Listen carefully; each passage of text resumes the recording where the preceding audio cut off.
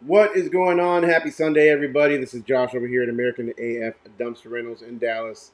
And I am finally excited to bring to you guys bring to the channel the first Q&A Sunday. Hope everybody is having a good Sunday right now. We've got the Cowboys on live right now versus the Lions. And my boys, my Packers, my Green Bay Packers are playing the Washington Commanders. I don't know about you guys, but I can't get used to the whole Commanders thing. Um, you know, they're still the Redskins to me, but that's just me. Anyways, guys, Q&A Sundays. I hope everybody's having a good Sunday, enjoying it with your families, hopefully, enjoying it, outside or barbecuing or whatever it is. I am going to be trying to release. I'm going to do my best to release a Q&A Sundays every Sunday at 7 o'clock.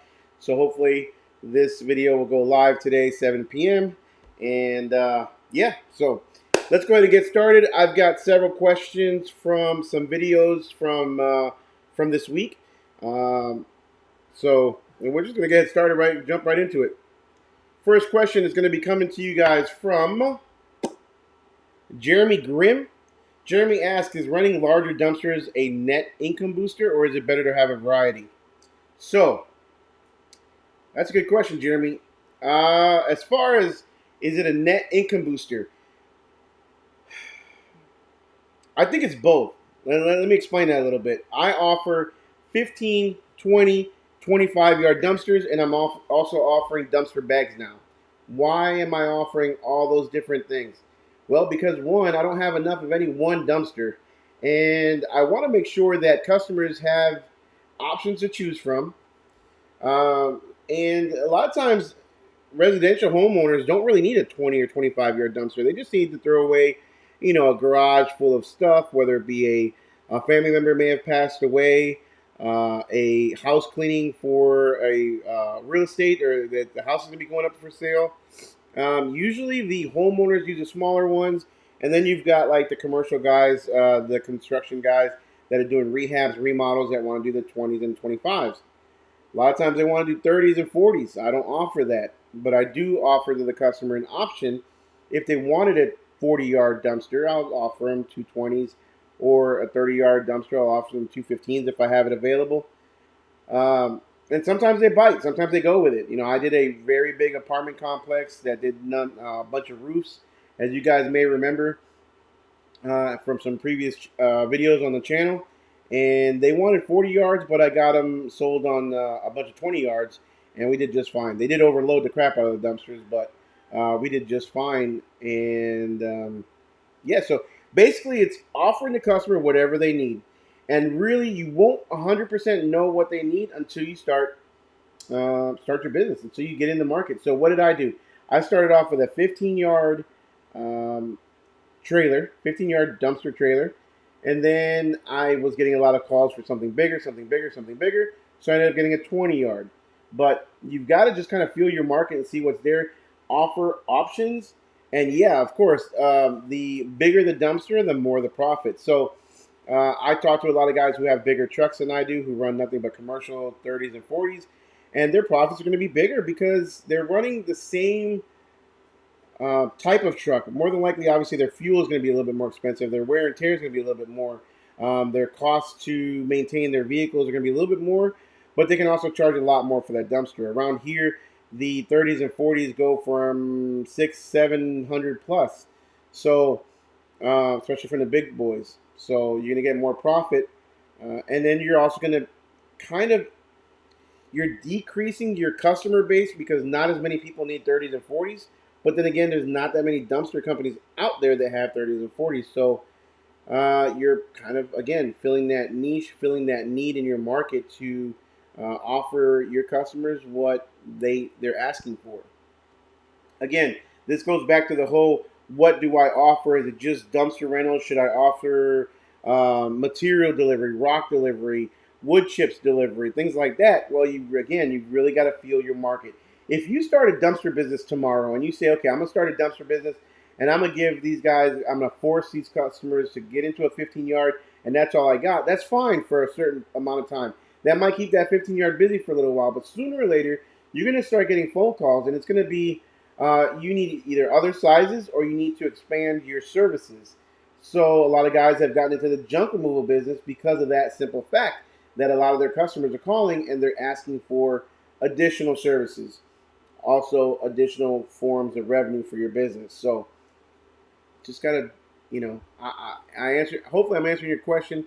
In my opinion, larger dumpsters gives you a little bit of both, a little bit more money, and it gives your customers a little more variety to, to hopefully book a dumpster with you. So, Jeremy, thanks for the question, buddy.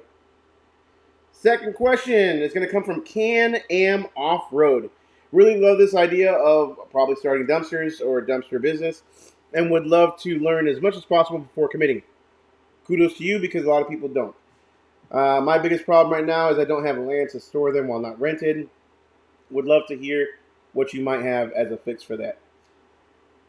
I think that's an issue for a lot of people. Luckily for me, it was not because I have another property where I'm able to park my dumpsters when they're not out. But recently, within the last number of weeks, last couple of months, my dumpsters have almost been out consistently all the time. And that's really what you want.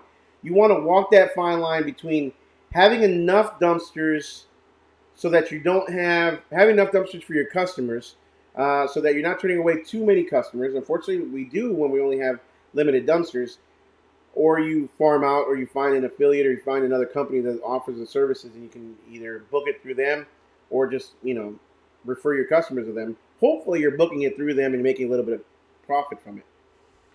Or the other option is going to be, the other thing is going to be you want your dumpsters to stay out as much as possible, right? You really want your dumpsters to stay out as much as possible. Again, walking that fine line between not turning away too many customers, but not having a ton of dumpsters sitting at your parking lot or sitting at your yard. So I know a lot of guys, what they've done is they've decided that, they'll go to like a storage facility, whether it be like, those outdoor storage garages or warehouses that they have multiple storage units. And a lot of those places have outdoor storage, whether it be truck parking, gravel parking. I know Rolling Ops over there at Clayton over there at Rolling Ops, he's building his own outdoor storage. Genius move, really, because he's got the property.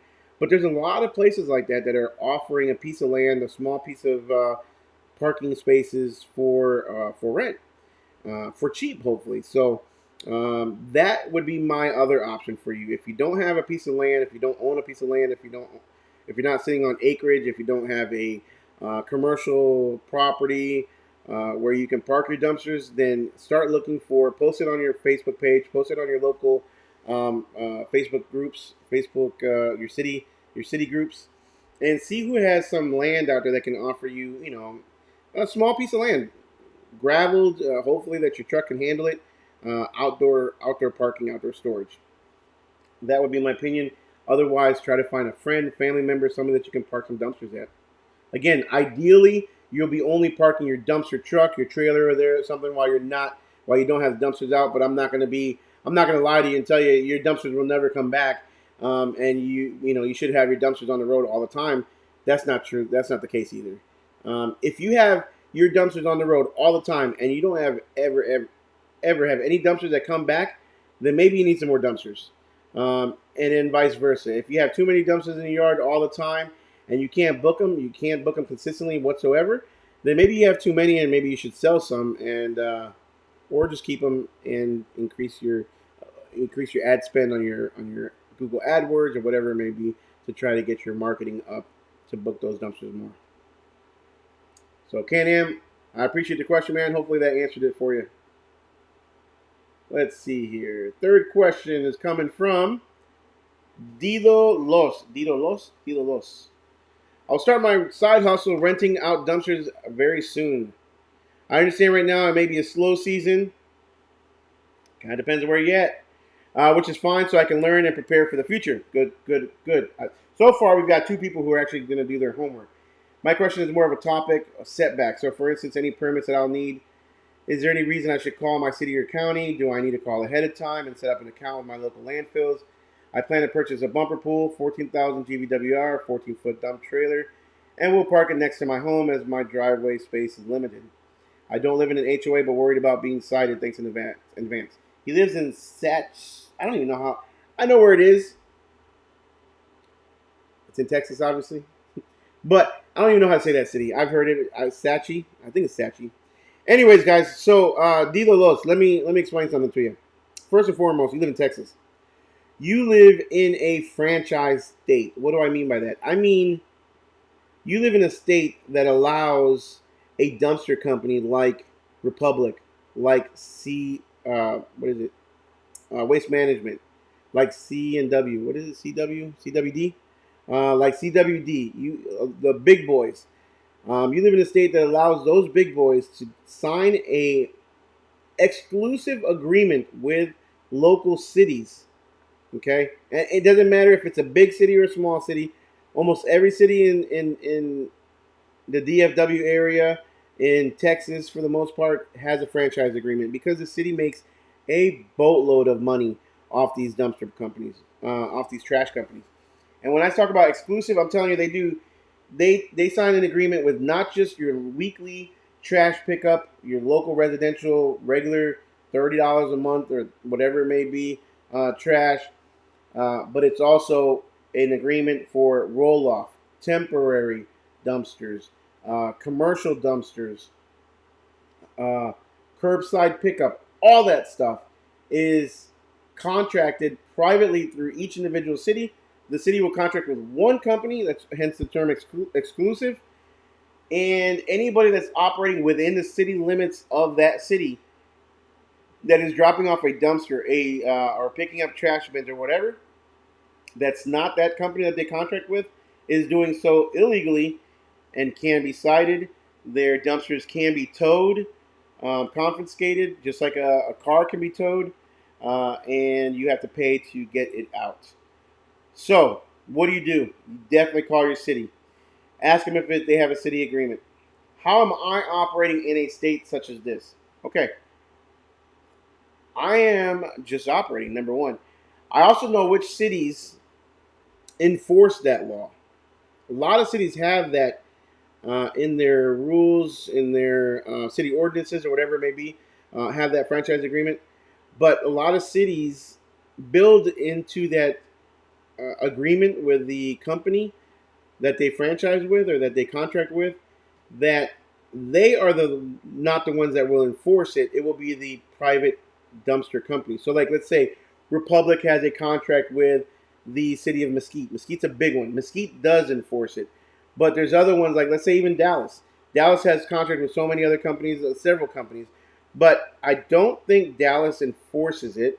It's up to the company that they contract with to enforce it. So then the company will go out and send out letters, cease and desist letters to private other dumpster companies saying that they have the contract and can ultimately. So um, it is not ideal to operate in these cities. Oh, excuse me.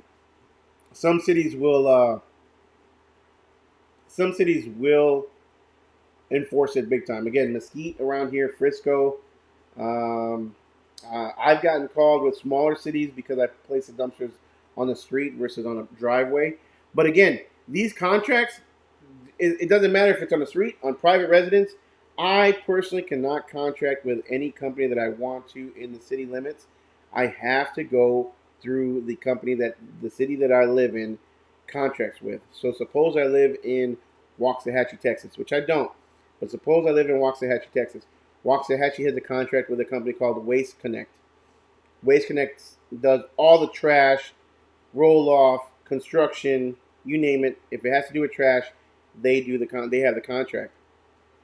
Now, I have placed dumpsters in Waxahachie before. If I place a dumpster on the street, the city will definitely call me. If I place a dumpster in a driveway within the city limits, the city usually leaves me alone, but they can never. The city code enforcers can call and or Waste Connect and say, "Hey, look, you need to cease and desist. You cannot keep putting dumpsters in our city." So, I may or may not be doing it anymore. That's up to. I'm not going to sit here and admit anything on YouTube, but that's how that works. So make sure you do contact your city. As far as parking your dump trailer next to your house, If you don't live in an HOA, you should be okay. But again, some cities, whether you live in an HOA or not, do not allow any commercial vehicles being parked on the street. So, or anywhere that's visible from the street, I should say. So just be careful with that. Know what you're getting into before you spend all your money. A lot of guys have gotten into the business and thought they could just operate in whatever city they want around here, and they go and they spend all this money on a trailer. They didn't do their homework, and next thing you know, they can't operate in the cities that they want to because of that. So just make sure, yes, you do have to do your homework. So as far as slow season, there is slow seasons just like any other business, but again, it's all about how you hustle. Do you increase ad spend? Do you offer other services to combat those slow seasons? You just got to do what you got to do to get the phone ringing. So last and not least, I have Wilson's journey with a question. With everything that's going on right now, would it be profitable to start a dumpster rental business right now? I don't have a truck, so I'd have to get that as well. Dan Clapper, he's a longtime follower of the channel. Thank you, Dan, for your all your responses and all your comments on the videos. I truly appreciate it, and I know you help out a lot and answer a lot of these questions as well. He says, do your research in your area, then decide.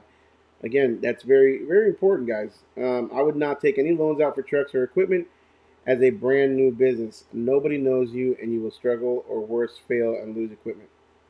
Wilson's Journey says, Dan Clapper, thanks and appreciate that. All right, so with everything going on right now being we're in the midst or the start of a potential recession, we more than likely already are in a recession. Would it be profitable to start a dumpster rental business without even a truck? All right, guys. So, good question. Let's go ahead and get this one answered. As far as guys, keep in mind these are just my opinions. I am not an expert in this business whatsoever. I do have 20 something years of experience as a business owner. I have had my fair share of failures as well. But one thing I will never do is I will never make a business decision based on fear.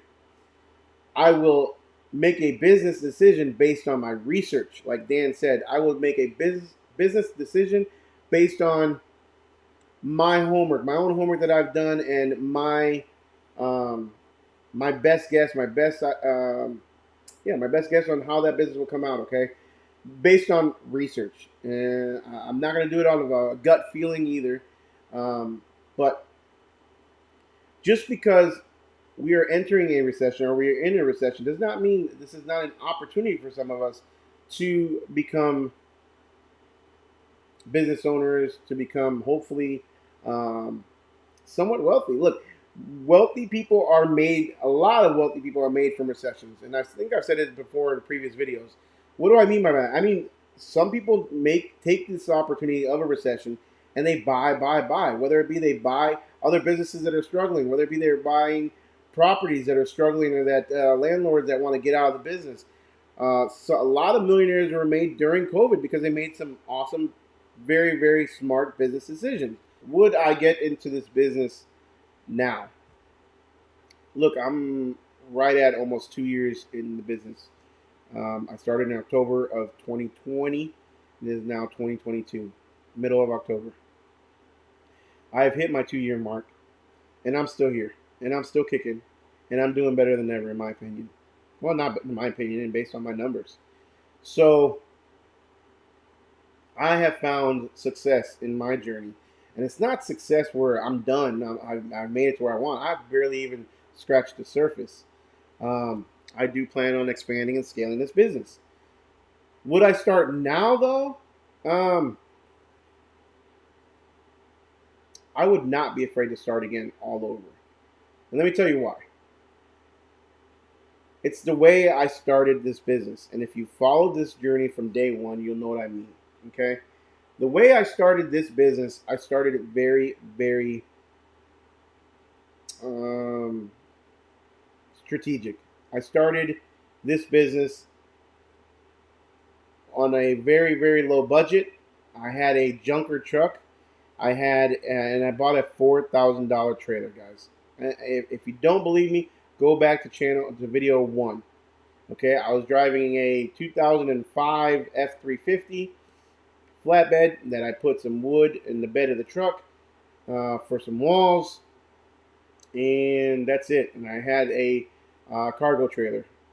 I struggled, don't get me wrong, but I also made money.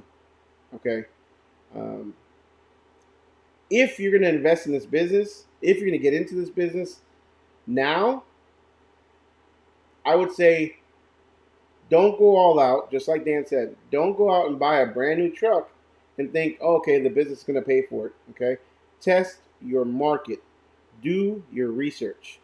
Okay, test your market. Go back to these videos that I've posted from the beginning and do as I say and do as I've done, which is run some free ads, run some Craigslist ads, even though Craigslist is damn near dead, but you can still get phone calls from it. Run some Facebook posts, free. Run some marketplace posts. Post a lot of times and see if you get some phone calls. You don't even have to have a dump trailer yet. Once they call, you can just tell them you're sold out. You don't have a brand yet, so it doesn't really matter about your brand. If you tell them you're sold out, you don't have anything, they're not going to leave you a bad review because you don't have a business yet. But what you will do is you're going to test the market and you're going to see if there's a need for it in your area.